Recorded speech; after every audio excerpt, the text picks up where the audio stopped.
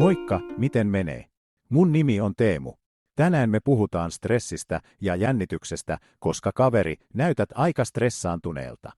Sustakin tuntuu varmaan joskus tältä. Tai tältä. Se on ihan normaalia. Mut välillä pitää myös osata ottaa rennosti. Se ei aina ole helppoa, mut onneksi. Mulla ois sulle pari vinkkiä.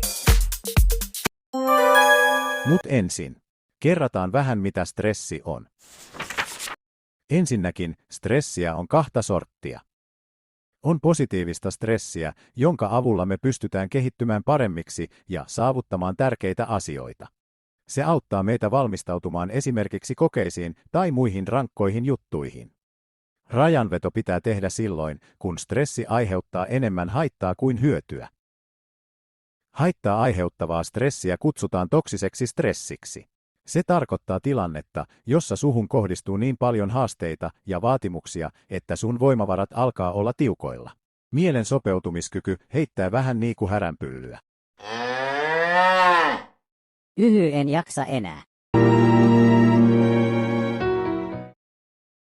Stressi voi oireilla eri tavoin. Voi tulla fyysisiä oireita, kuten hengitysvaikeuksia tai sydämen tykytystä. Myös psyykkiset oireet ovat tyypillisiä. Näitä ovat esimerkiksi ahdistuneisuus tai unen häiriöt. Oireet voivat olla myös sosiaalisia. Stressi voi näyttäytyä esimerkiksi ystävistä eristäytymisenä. Silloin kun jännittää ja stressaa, sun kehon sympaattinen hermosto aktivoituu ja alkaa erittämään stressihormoni kortisolia ja adrenaliinia. Sen tarkoitus on auttaa sua pakenemaan leijonaa. Mut nykyaikana se leijona saattaa olla vaikka lähestyvä koe tai joku esiintyminen. RRR. Silloin sun sydän saattaa ruveta hakkaamaan, hengitys tihenee ja lihakset jännittyy. Silloin on tärkeää aktivoida parasympaattista hermostoa, joka on vastuussa kehon rauhoittumisesta. Seuraavaksi mä kerron, miten voit rauhoittaa sun hermostoa.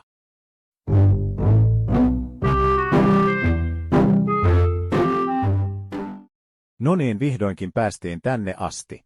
Seuraavaksi kerron sulle keinoista, joita voit kokeilla heti. Näitä harjoituksia voi tehdä melkein missä vaan.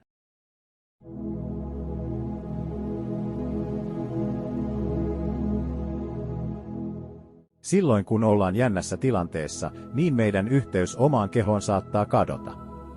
Kehotietoisuus ohjaa kiinnittämään huomiota oman kehon tuntemuksiin. Voit aloittaa hengittämällä sisään ja puhaltamalla hitaasti suun kautta ulos.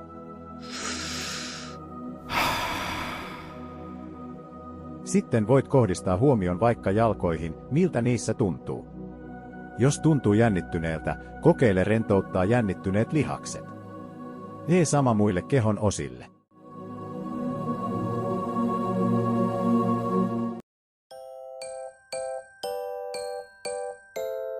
Okei, tää toinen juttu on aika siisti.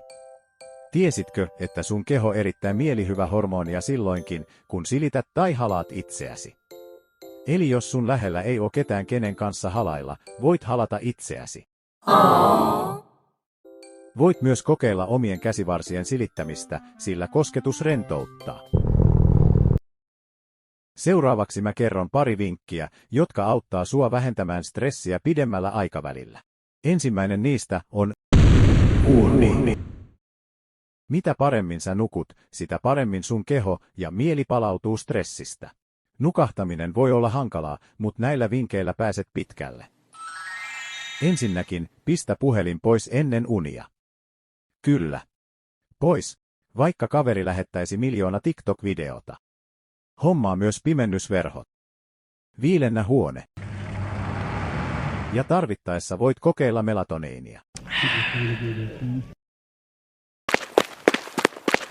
Toinen todistetusti toimiva keino stressin lievitykseen on liikunta. Parasta on liikkua siellä, missä on luontoa, puita ja metsää. Ethän myöskään unohda ystäviä kaiken stressin keskellä, koska mikä olisikaan parempi lääke stressiin kuin kaverille valittaminen. Mua ei stressaa enää mikään. Joskus meiltä vaaditaan liikaa. Mut yleensä isoin vaatija oot sinä itse. Sun ei tarvi olla täydellinen. On inhimillistä olla poikki. Kun ahdistaa, muista olla myötätuntoinen itseäsi kohtaan. Ansaitset sen.